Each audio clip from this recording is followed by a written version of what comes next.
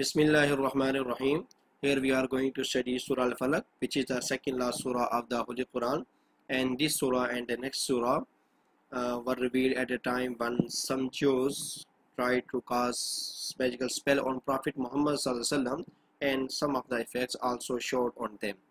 And these two surah placed at the end of the Holy Quran in the present arrangement were revealed to teach the Holy Prophet ﷺ and his followers how to seek Allah's refuge from the unseen actions of sorcerers, devils, and hostile human beings. According to the authentic reports, some Jews cast a magical spell on the Holy Prophet ﷺ, but by virtue of the divine protection given to him, though magic could refrain or divert him from discharging his duties as a prophet, however, the spell cast by the Jews made him to suffer from some disease. On that occasion, these two surah were revealed, and the Holy Prophet ﷺ was directed to recite them, after which he was freed from the influence of the witchcraft. Then the Holy Prophet ﷺ used to recite them every night before going to sleep, and Ummah was also asked to recite them in the morning and in the evening. Okay, let us start. Qul a'udhu bi rabbil falaq.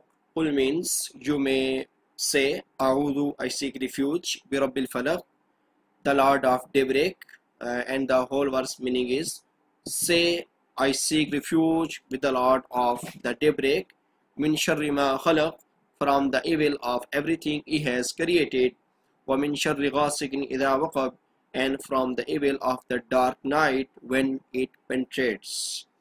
And in this ayah, Allah subhanahu wa ta'ala mentioned dark night, because most of the sorcerers practice their sorcery in the hours of night. Moreover, this is the time when all harmful creatures come out and try to subject people to their evil acts. وَمِن شَرِّ النَّفَّاثَاتِ فِي الْعُقَدِ, and from the evil of the women who blow on the knots. Naffathat means Naffathat means that persons who blow on the knots, and this is the procedure of a magical spell, because this is the one of the ways generally adopted by the sorcerers, especially by women practicing witchcraft.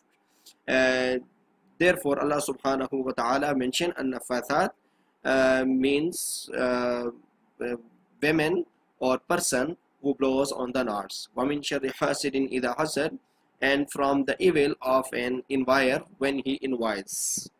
In this ayah, Allah subhanahu wa ta'ala mentioned envier, because normally the basic reason of using black magic against someone is jealousy.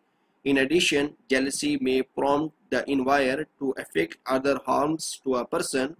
That is why it has been specifically mentioned in this context.